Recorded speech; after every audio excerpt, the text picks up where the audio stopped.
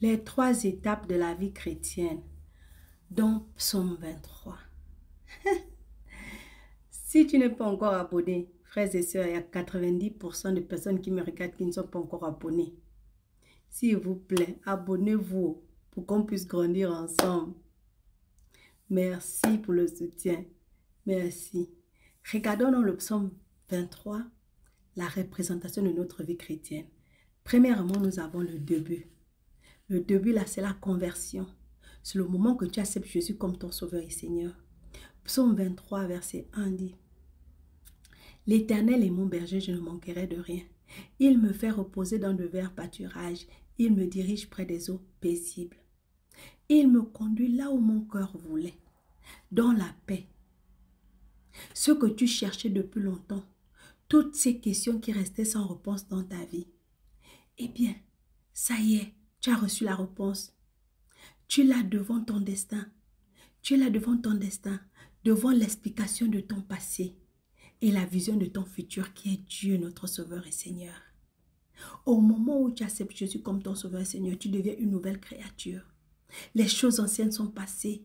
Voilà, toutes choses deviennent nouvelles. Maintenant, quand tu finis d'accepter Jésus, tu rentres dans les épreuves. Tu es testé, tu es tenté, tu es modélé. Et comment ça se passe? Psaume 23, verset 4 dit: Quand je marche dans la vallée de l'ombre de la mort, je ne crains aucun mal, car tu es avec moi. Ta houlette et ton bâton me rassurent.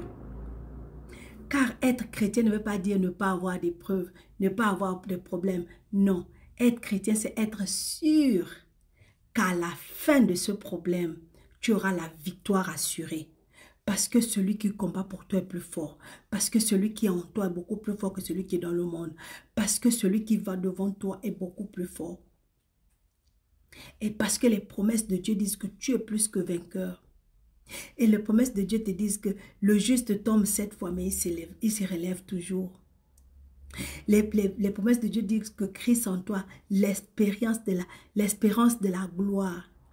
Les promesses de Dieu disent que toi, tu vas de gloire en gloire et de réussite en réussite. Donc la perte n'est pas de ton côté.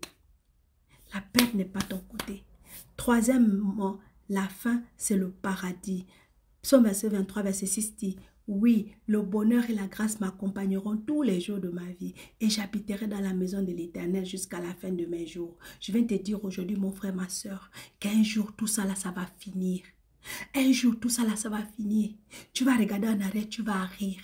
Donc, peu importe ce que tu es en train de traverser aujourd'hui, peu importe ce que le monde te montre aujourd'hui, peu importe ce qu'on te dit aujourd'hui, peu importe ce que tu ressens, je veux que tu saches que la vie dans le paradis est incroyable. La vie après le test est incroyable.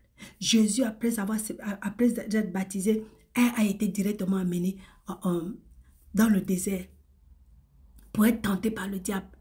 Le diable ne tente pas les gens qui ne font rien. Si le diable est en train de te tenter, si le diable est en train de te faire du mal aujourd'hui, c'est parce que tu veux faire quelque chose pour Dieu. C'est parce que Dieu a un plan pour ta vie. Donc, s'il te plaît, ne laisse pas le diable te vaincre. Parce que Dieu a déjà tout mis en toi, tout ce dont tu as besoin pour sortir de cette situation vainqueur. Et même plus que vainqueur.